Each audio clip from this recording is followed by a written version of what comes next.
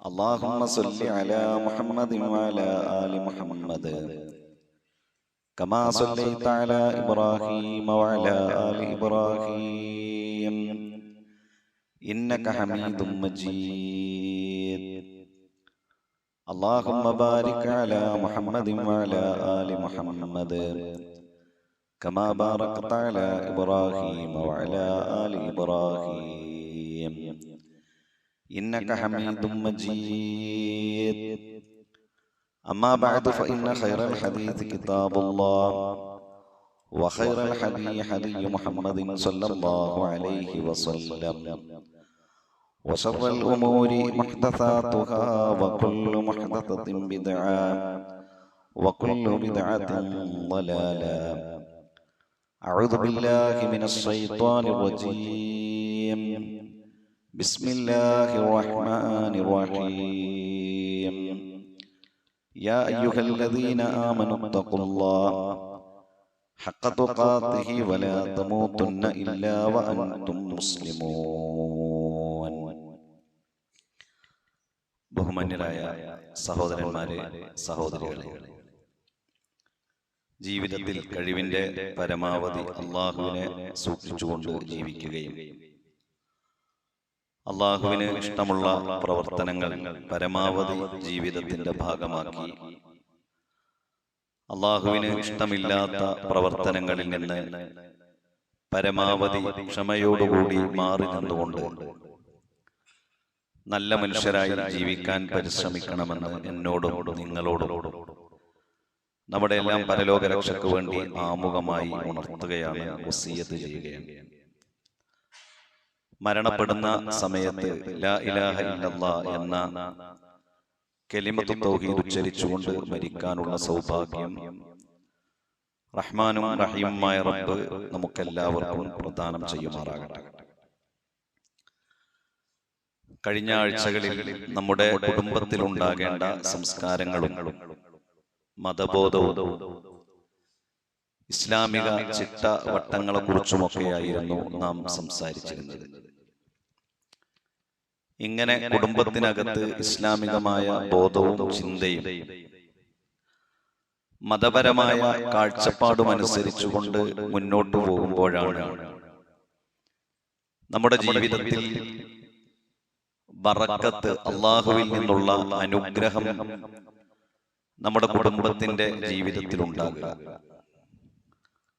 അള്ളാഹു എന്താണോ നമുക്ക് നൽകിയത് അത് കുറച്ചാകട്ടെ കൂടുതലാകട്ടെ, നൽകിയത് കുറഞ്ഞ ഭൗതികമായ അനുഗ്രഹങ്ങളാകട്ടെ വലിയ സമ്പന്നമായ അവസ്ഥയാകട്ടെ, ഈ രണ്ടവസ്ഥകളിലും കുടുംബത്തിൽ ഒരു സമാധാനവും സന്തോഷവും ടെൻഷൻ ഇല്ലാത്ത ഒരവസ്ഥയും ഉണ്ടാകുക എന്നത് ഈ ദുനിയാവിൽ ജീവിക്കുമ്പോൾ പരമപ്രധാനമായിട്ടുള്ള ഒന്നാണ്.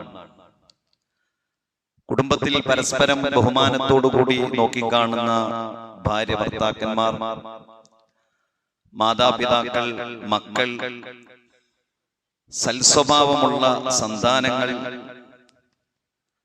പലിശ ഭാരമില്ലാത്ത കുടുംബ വ്യവസ്ഥ, ഇതൊക്കെ കുടുംബത്തിന്റെ ബറക്കത്തിന്റെ ലക്ഷണങ്ങളാണ്. ബറക്കത്ത് എന്നത് കുറച്ചു കാലം മാത്രം നമ്മുടെ ജീവിതത്തിൽ പോരാ. വിവാഹം കഴിഞ്ഞ് കുറച്ചു കാലം ഉണ്ടായിരുന്നു, മക്കളെല്ലാം വലുതായപ്പോൾ അത് നഷ്ടപ്പെട്ടു എന്നത് ഏറെ പ്രയാസകരമായ ഒന്നാണ്. ഇബ്നുൽ ഖയ്യിം റഹിമഹുല്ലാ അദ്ദേഹം പറഞ്ഞതിൽ ബറക്കത്തു ഹിയ കസറത്തുൽ ഖൈരി വദവാമുഹു എന്നതാണ്. ബറക്കത്ത് എന്നാൽ നാം പ്രയോഗിക്കുന്ന ബറക്കത്ത് എന്നത് ജീവിതത്തിൽ ധാരാളം നന്മയുണ്ടാകുകയും ജീവിതത്തിൽ സന്തോഷമുണ്ടാകുകയും ആ നന്മ നിലനിൽക്കുകയും ചെയ്യുക എന്നതാണ്. അപ്പൊ എന്തുകൊണ്ടാണ് ചില കുടുംബങ്ങളിൽ നിന്നെങ്കിലും അത് അന്യം നിൽക്കുന്നത്? അതിന്റെ കാരണം കുടുംബത്തിൽ ഈ പറഞ്ഞ ഒരു മതപരമായ ബോധവും ചിന്തയും കാഴ്ചപ്പാടുമൊന്നും ഇല്ലാത്തത് കൊണ്ടാണ്. അപ്പൊ ചില കാരണങ്ങൾ കൊണ്ടൊക്കെ നമ്മുടെ കുടുംബത്തിലേക്കും അത് കടന്നു വരും. അതിലൊന്നാണ് തർക്കുസ്വലാ, നമസ്കാരം ഉപേക്ഷിക്കുന്ന കുടുംബം. നമസ്കാരം ഉപേക്ഷിക്കുന്ന കുടുംബത്തിൽ ഒരു സ്വസ്ഥതയും സമാധാനവും സന്തോഷവും ഒക്കെ അന്യം നിൽക്കും. പല പ്രശ്നങ്ങളും പല ദുരിതങ്ങളും പല സങ്കടങ്ങളും ആ കുടുംബത്തിലേക്ക് വന്നു ചേരും. കാരണം നമസ്കാരം എന്നത് ഒരു മനുഷ്യനെ വ്യവസ്ഥയുള്ള ഒരു മനുഷ്യനാക്കി മാറ്റുകയാണ്. നമസ്കാരം എന്നത് കേവലം 5 നേരം നാം നമസ്കരിക്കുന്നു എന്നത് മാത്രമല്ല, നമ്മുടെ ജീവിതത്തിൽ നമുക്ക് ഒരടുക്കും ചിട്ടയും ഒരു വ്യവസ്ഥയും ഉണ്ടാക്കി തരും. ചില ആളുകൾക്കൊക്കെ ചില കമ്പനികളിൽ കൂടുമ്പോ ചില തെറ്റുകളിൽ ഉൾപ്പെടാതിരിക്കുക എന്നത് അവർക്ക് കഴിയാത്ത ഒന്നായിരിക്കും. അവർക്കപ്പോ അത് കഴിയൂല, അവർ പെട്ടുപോകും. പക്ഷെ നമസ്കരിക്കുന്ന ഒരാളെ സംബന്ധിച്ചിടത്തോളം അതൊരു പ്രയാസം തന്നെയാവും. അവരാ കമ്പനികളുടെ കൂടെ ഒരു പക്ഷേ യാത്ര ചെയ്യുന്നുണ്ടാകും, അവരുടെ കാര്യങ്ങളൊക്കെ ഒരു പക്ഷേ അവരൊക്കെ ജീവിതത്തിൽ ആവശ്യമായി വരും. എന്നാൽ അള്ളാഹു ഇഷ്ടപ്പെടാത്ത ഒരു കാര്യത്തിൽ നിന്ന് മാറി നിൽക്കുക എന്നത് ഒരു ശ്രമകരമായ കാര്യമായി അവർക്ക് കൂടുതൽ അനുഭവിക്കേണ്ടി വരില്ല. സ്വാഭാവികമായി അവർക്ക് അതിൽ നിന്ന് മാറി നിൽക്കാൻ സാധിക്കും. ഇപ്പൊ മദ്യപിക്കുന്ന ഒരു സമയമാണെങ്കിൽ എനിക്ക് മദ്യം വേണ്ട, ഞാനത് ഉപയോഗിക്കാറില്ല എന്ന് പറഞ്ഞ് മാറി നിൽക്കുക എന്നത് അവർക്ക് ഒരു ജോലിയാകില്ല, അതൊരു ഭാരമാകില്ല. അതെന്തുകൊണ്ടാണ്? അത് ആ ആരാധന നമുക്ക് നൽകുന്ന ഒരു പ്രത്യേകതയാണ്. അത് തന്നെയാണ് ഖുർആനും പറഞ്ഞത്, ഇന്ന സ്വലാത്ത തൻഹാ അനിൽ ഫഹ്ശാഇ വൽ മുൻകർ. നമസ്കാരം എന്നത് മ്ലേച്ഛകരമായ വെറുക്കപ്പെട്ട കാര്യങ്ങളിൽ നിന്ന് മനുഷ്യനെ തടഞ്ഞു നിർത്തുമെന്നതാണ്. എന്ന് മാത്രമല്ല, നമസ്കാരം എന്ന ആരാധനാ കർമ്മമാണ് അള്ളാഹുവിനെ ഏറ്റവും കൂടുതൽ ഓർമ്മിക്കാൻ കാരണമായി തീരുന്ന ഒരു ആരാധനാ കർമ്മം. അഖിമിസ് സ്വലാത്ത ലിദിക്രി, നിങ്ങൾ നമസ്കരിക്കുക എന്തിന്? എന്നെ ഓർക്കാൻ വേണ്ടി. അപ്പോ ഈ ഓർമ്മയിൽ നിന്ന് മാറിയാൽ എന്താണ് സംഭവിക്കുക? നമസ്കാരമടക്കമുള്ള അള്ളാഹുവിനെ സൂക്ഷിക്കുന്ന, അള്ളാഹുവിനെ ശ്രദ്ധിക്കേണ്ട, അള്ളാഹുവിന്റെ നിയമങ്ങളും നിർദ്ദേശങ്ങളും പാലിക്കേണ്ടതിൽ നിന്ന് മാറിയാൽ ദുനിയാവിൽ എന്ത് സംഭവിക്കും, ഈ ലോകത്ത് എന്ത് സംഭവിക്കും എന്നത് ഈ ലോകത്തെ സൃഷ്ടിച്ച, ഈ ലോകത്തെ സംവിധാനിച്ച, മനുഷ്യന്റെ ജീവിതത്തെ കുറിച്ച് കൃത്യമായ ധാരണയും കാഴ്ചപ്പാടുമുള്ള അലീമും ഖബീറും ബസീറുമായ അല്ലാഹു സുബ്ഹാനഹു വ തആല പറയുന്നത്, വമൻ അഅറദ അൻ ദിക്രി ഫഇന്ന ലഹു മഈശതൻ വൻക വനഹ്ശുറുഹു യൗമൽ ഖിയാമത്തി അഅമാ. വമൻ അഅറദ അൻ ദിക്രി, എന്റെ ഓർമ്മയെ തൊട്ട് നിങ്ങൾ മാറിപ്പോയാൽ. അല്ലാഹുവിനെ ഓർക്കേണ്ട കുറേ സന്ദർഭങ്ങൾ ഉണ്ടാകും. ഇതിൽ ഏറ്റവും പ്രധാനപ്പെട്ട ഓർമ്മ നൽകുന്ന ഒന്നാണ് അസ്സലാത്ത്, നമസ്കാരം. അങ്ങനെ മാറിപ്പോയാൽ ഫഇന്ന ലഹു മഈശതൻ വൻക, ആ മനുഷ്യന് നാം ഒരു കുടുസായ ജീവിതം നൽകുന്ന. എവിടെ? വൻക എന്ന് പറഞ്ഞാല് ഒരു പക്ഷേ അയാൾക്ക് ധനമുണ്ടാകും, പദവിയുണ്ടാകും, സൗകര്യങ്ങൾ ഉണ്ടാകും, പക്ഷേ മനസ്സമാധാനമില്ലാത്ത ജീവിതമായി. അതാണ് വൻക എന്ന് പറഞ്ഞത്. ഒരു കുടുസത. പണമില്ലാത്തത് കൊണ്ടാണോ? അല്ല.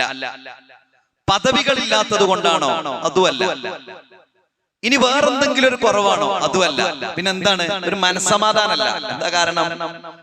അതിന്റെ പ്രധാനപ്പെട്ട ഒരു കാരണം ആ മനുഷ്യൻ നമസ്കാരത്തിന്റെ കാര്യത്തെ ശ്രദ്ധിക്കുന്നില്ല എന്നതാണ്. അതങ്ങനെയുള്ള ആളുകളെയും കുടുംബങ്ങളെയും ഒക്കെ ഒന്ന് നമ്മൾ വിലയിരുത്തിയാലും നമുക്ക് മനസ്സിലാവും ഖുർആനി പറഞ്ഞത് സത്യമാണെന്നാണ്. ആ കുടുംബത്തിൽ ഒരു സമാധാനം ഉണ്ടാവില്ല. നമസ്കരിക്കാത്തൊരു വാപ്പ, അതിനെക്കുറിച്ച് കൂടുതൽ ഒരു ധാരണയും ശ്രദ്ധയും ഒന്നുമില്ലാത്ത, എന്നാൽ ഒരു പ്രശ്നക്കാരിയല്ലാത്ത ഒരു ഉമ്മ, അങ്ങനെ ഒരു നിയമവും വ്യവസ്ഥയും ഒന്നുമില്ലാത്ത മക്കൾ, ഒരു പക്ഷെ അവർക്ക് കുറെ സമ്പത്തും സൗകര്യങ്ങളൊക്കെ ഉണ്ടാവും. പക്ഷെ നമുക്ക് തന്നെ നോക്കി അറിയാം കുടുംബത്തിനൊരു വർക്കത്തില്ല. അതിന്റെ കാരണം എന്താ? നമസ്കാരമല്ല, വ്യവസ്ഥ ഉണ്ടാക്കാൻ കഴിയില്ല. അതാണ് ഖുർആൻ പറഞ്ഞത്, വമൻ അഅറദ അൻ ദിക്രി ഫഇന്ന ലഹു മഈശതൻ വൻക വനഹ്ശുറുഹു യൗമൽ ഖിയാമത്തി അഅമാ. അവരെ നാളെ പരലോകത്ത് അല്ലാഹു അന്ധരായി, കണ്ണ് കാണാത്തവരായി എഴുന്നേൽപ്പിക്കും. ഖാല, അവർ റബ്ബിനോട് ചോദിക്കും, റബ്ബി ലിമ ഹശർതനി അഅമാ, അല്ലാഹുവേ എന്നെ എന്തിനാണ് അന്ധനാക്കിയത്? വഖദ് കുൻതു ബസീറാ, ഞാൻ നല്ല കാഴ്ചയുള്ള ആളായിരുന്നല്ലോ, പിന്നെ എന്താണ് ഇവിടെ എനിക്ക് കണ്ണ് കാണുന്നില്ലല്ലോ? അല്ലാഹു അതിന് പറയുന്ന മറുപടി, ഖാല കദാലിക, അത് അങ്ങനെ തന്നെയാണ്. കാരണം നമ്മുടെ ദൃഷ്ടാന്തങ്ങൾ, നമ്മുടെ തെളിവുകൾ, നമ്മുടെ നിയമങ്ങളും നിർദ്ദേശങ്ങളും നിനക്ക് ദുനിയാവിൽ വന്നിരുന്നു. പക്ഷേ നീ അതിനൊക്കെ മറന്നാ ജീവിച്ചത്. എവിടുന്ന്? ദുനിയാവിൽ നിന്ന് നീ അതിനെയെല്ലാം മറന്നാണ് ജീവിച്ചത്. വകദാലിക്കൽ യൗമ തുൻസാ, അതുകൊണ്ട് ഇന്ന് ഞാൻ നിന്നെ ഇവിടെ നിന്ന് മറക്കുകയാണ്. നിന്റെ കാര്യന്റെ അജണ്ടയിലില്ല. അപ്പൊ നമ്മുടെ കുടുംബത്തിൽ ബറക്കത്തുണ്ടാകണമെങ്കിൽ സമയങ്ങളിൽ നമസ്കരിക്കുന്ന, നമസ്കാര കാര്യം ശ്രദ്ധിക്കുന്ന, ഇബാദത്തുകളിൽ ശ്രദ്ധ പുലർത്തുന്ന ഒരു കുടുംബമാകാൻ, അങ്ങനെയാക്കാൻ നമുക്ക് സാധിക്കേണ്ടതുണ്ട്. അതാണ് ഒന്ന്. രണ്ടാമത്തേത്, കുടുംബ ബന്ധം വിച്ഛേദിക്കുന്ന കുടുംബങ്ങളിൽ നിന്ന് അള്ളാഹു ബറക്കത്തിന് ഒഴിവാക്കും. അങ്ങനെ ഉണ്ടല്ലോ. ഇപ്പൊ 3-4 മക്കൾ, ഒരു മാതാവിനും പിതാവിനും 3-4 മക്കൾ, അല്ലെങ്കിൽ 5-6 മക്കൾ, എത്ര എണ്ണമാകട്ടെ അത്രയും മക്കൾ. ആ മക്കൾ തമ്മിൽ, ഒരേ ഉമ്മയുടെ ഗർഭപാത്രത്തിൽ നിന്ന് പുറത്തു വന്ന ഈ മക്കൾ തമ്മിൽ ഒരു സ്വരച്ചേർച്ചയില്ലാത്ത, പരസ്പരം പിണങ്ങി നിൽക്കുന്ന, പരസ്പരം വിദ്വേഷം പുലർത്തിക്കൊണ്ട് ജീവിക്കുന്ന ഒരവസ്ഥയുണ്ടായാൽ ഒരു പക്ഷേ ചെറുപ്പകാലത്തൊന്നും വലിയ പ്രശ്നം ഉണ്ടാവില്ല.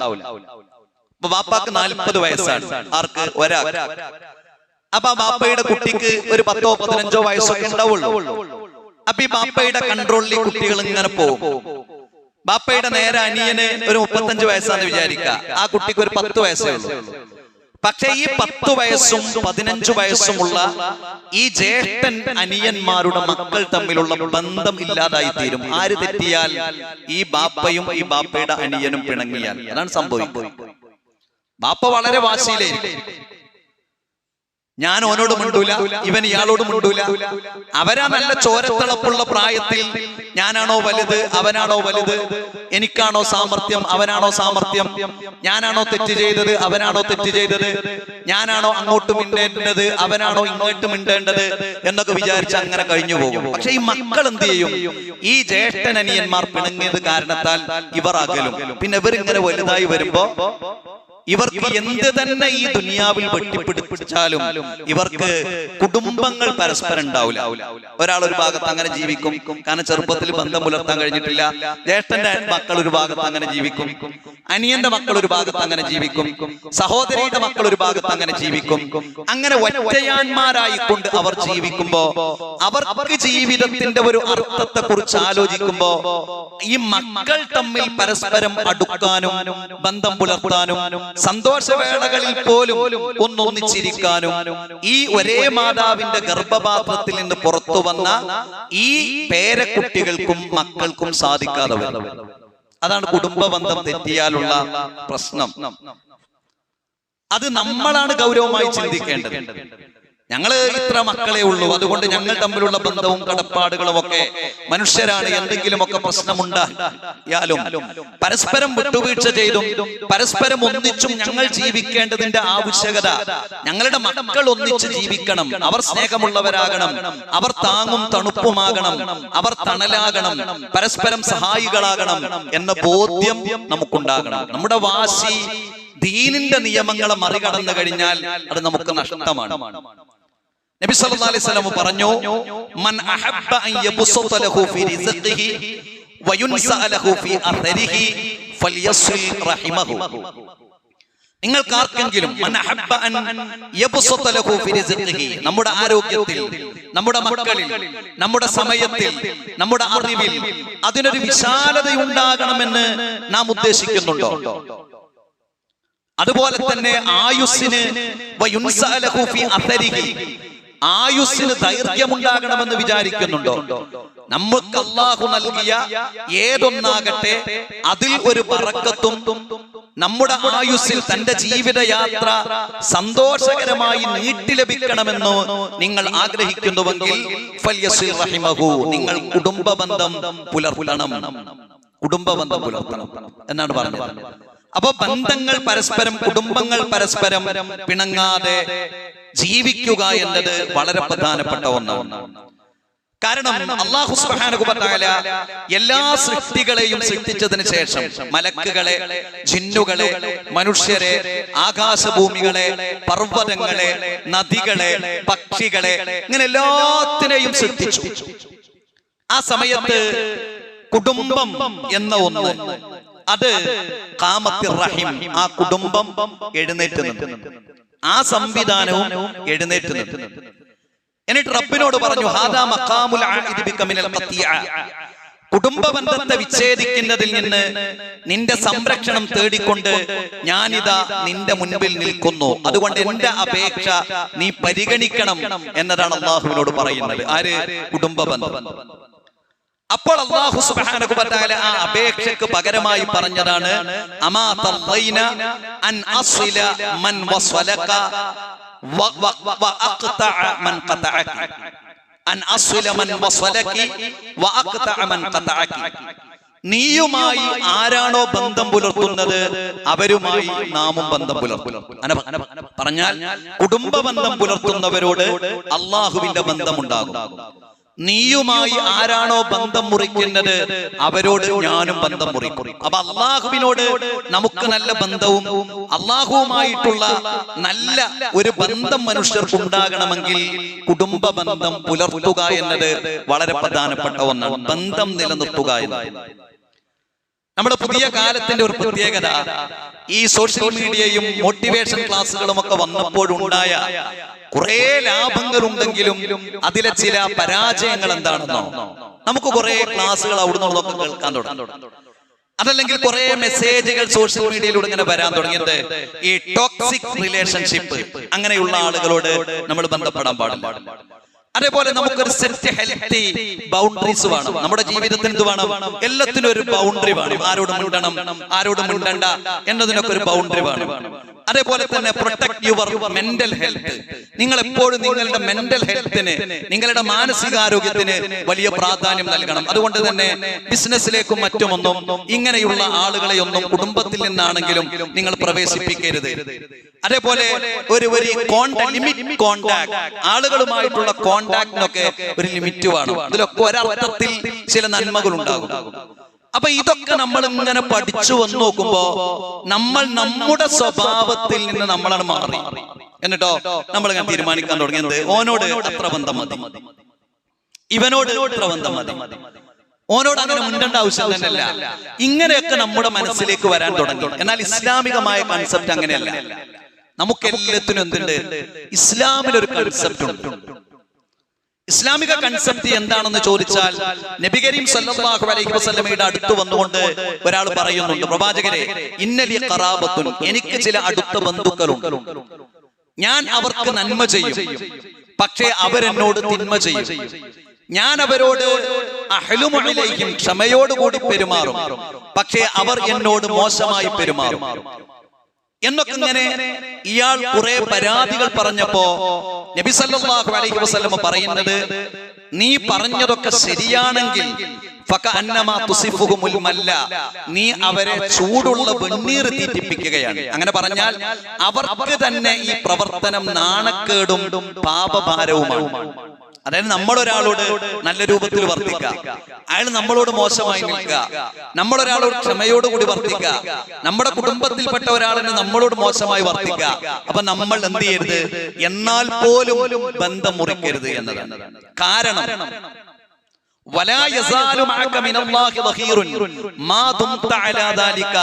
കാരണം നീ അവരോട് മാന്യമായി വർത്തിക്കുന്നിടത്തോളം കാലം അള്ളാഹുവിൽ നിന്നുള്ള പ്രത്യേകമായ സഹായം നിനക്കുണ്ടാകുമെന്നാണ്. അള്ളാഹുവിൽ നിന്നുള്ള പ്രത്യേകമായ സഹായം ഉണ്ടാകുമെന്നാണ്. അപ്പോ അത് വളരെ പ്രധാനപ്പെട്ടതാണ്. നമ്മൾ ആളുകളോട് ഇന്ന കാരണത്തിന്റെ പേരിൽ ഞാൻ ജ്യേഷ്ഠനോട് പിണങ്ങി, ഇന്ന കാരണത്തിന്റെ പേരിൽ ഞാൻ എന്റെ അമ്മോശങ്കാക്കയുടെ അടുത്തേക്ക് പോകാറില്ല, ഇന്ന കാരണത്തിന്റെ പേരിൽ ഞാൻ എന്റെ ഭാര്യയുടെ കുടുംബവുമായി യാതൊരു ബന്ധം പുലർത്താറുമില്ല, ഇന്ന കാരണത്തിന്റെ പേരിൽ ഞാൻ എന്റെ അമ്മാവന്റെ മകനുമായിട്ടുള്ള റിലേഷൻഷിപ്പ് അവസാനിപ്പിച്ചു എന്നത് ഓരോന്നോരോന്ന് പറയുന്നതൊക്കെ നല്ല കാലത്താണ്.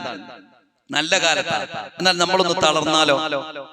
ഈ പറയപ്പെടുന്ന സൈക്കോളജിയൊക്കെ മുന്നിൽ വെച്ച് നമ്മളൊന്ന് തളർന്നാലോ, ആ തളർന്നാൽ നമുക്ക് താങ്ങും തണലുമാകാനുള്ളത് നമ്മുടെ ഏറ്റവും അടുത്ത ആളുകളായിരിക്കും. അപ്പോൾ കുടുംബ ബന്ധത്തിന്റെ കാര്യം ശ്രദ്ധിക്കുക എന്നത് വളരെ പ്രധാനപ്പെട്ടതാണ്. പരസ്പരം പിണങ്ങി, പരസ്പരം തെറ്റി അങ്ങനെ ജീവിച്ചിട്ടുള്ള ഉപ്പമാർ മരണപ്പെട്ടുപോയ കുടുംബങ്ങളിലെ മക്കളൊക്കെ ഏറെ പ്രയാസകരമായ അവസ്ഥയിലാണ് ജീവിക്കുന്നത്. വലിയ അറിയപ്പെട്ട ആളുകളൊക്കെ ആയിരിക്കും, അവർ വലിയ വാശിക്കാരും ആയിരിക്കും, ആരാധനകളിലൊക്കെ വളരെ ഉഷാറൊക്കെ ആയിരിക്കും, ചിലപ്പോ വലിയ വാശിക്കാരായിരിക്കും. അന്ന് അവര് ജേട്ടനും അനിയനും ആണ് പിണങ്ങി ജീവിക്കാൻ തുടങ്ങിയതാ.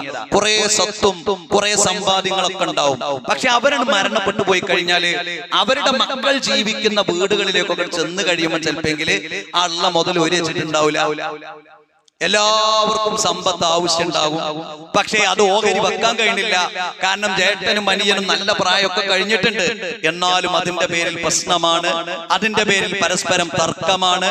ഈ പ്രശ്നത്തിലും തർക്കത്തിലുമായി അടുത്ത ഒരു തലമുറയും അങ്ങോട്ട് തീരും. അതുകൊണ്ടാണ് പറഞ്ഞത്, കുടുംബ ബന്ധം പുലർത്തുന്നവർക്ക് അവർക്ക് ഉപജീവന മാർഗം അള്ളാഹു വിശാലമാക്കി കൊടുക്കും. കുടുംബ ബന്ധം പുലർത്തുന്നവർക്ക് അള്ളാഹു ആയുസ് വർദ്ധിപ്പിച്ചു നൽകുമെന്നൊക്കെ നബി കരീം സല്ലല്ലാഹു അലൈഹി വസല്ലം പറഞ്ഞത്.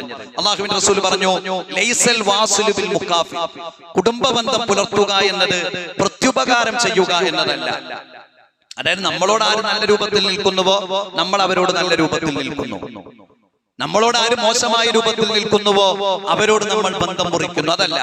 വലാകിന്നൽ വാസിലല്ലദീ ഇദാ ഖുതിഅത റഹിമഹു വസലഹ, നമ്മളോട് ബന്ധം വിച്ഛേദിച്ചവരോടും ബന്ധം ചേർക്കുക എന്നതാണ് കുടുംബ ബന്ധം എന്നതാണ്. ഞാൻ സൂചിപ്പിച്ചത്, നമ്മുടെ ജീവിതത്തിൽ അല്ലാഹുവിൽ നിന്നുള്ള പ്രത്യേകമായ ഒരു ബറക്കത്തും പ്രത്യേകമായ ഒരു അനുഗ്രഹവും ഒക്കെ ഒരു കൺകുളിർമയുള്ള ഒരു കുടുംബമായി തീരാൻ നാം ശ്രദ്ധിക്കേണ്ട കുറെ കാര്യങ്ങളിൽ പ്രധാനപ്പെട്ട രണ്ട് കാര്യങ്ങളാണ്. അതിലൊന്ന് നമസ്കാരത്തിന്റെ കാര്യം ശ്രദ്ധിക്കുന്ന കുടുംബമാകുക എന്നതാണ്. രണ്ടാമത്തേത് കുടുംബ ബന്ധം ചേർക്കുന്നവരാകുക എന്നതാണ്. ആ തരത്തിൽ നമ്മുടെ ജീവിതത്തെ മാറ്റിയെടുക്കാൻ നാം പരമാവധി പരിശ്രമിക്കേണ്ടതുണ്ട്. അല്ലാഹു സുബ്ഹാനഹു വ തആല നമ്മെ അനുഗ്രഹിക്കുമാറാകട്ടെ.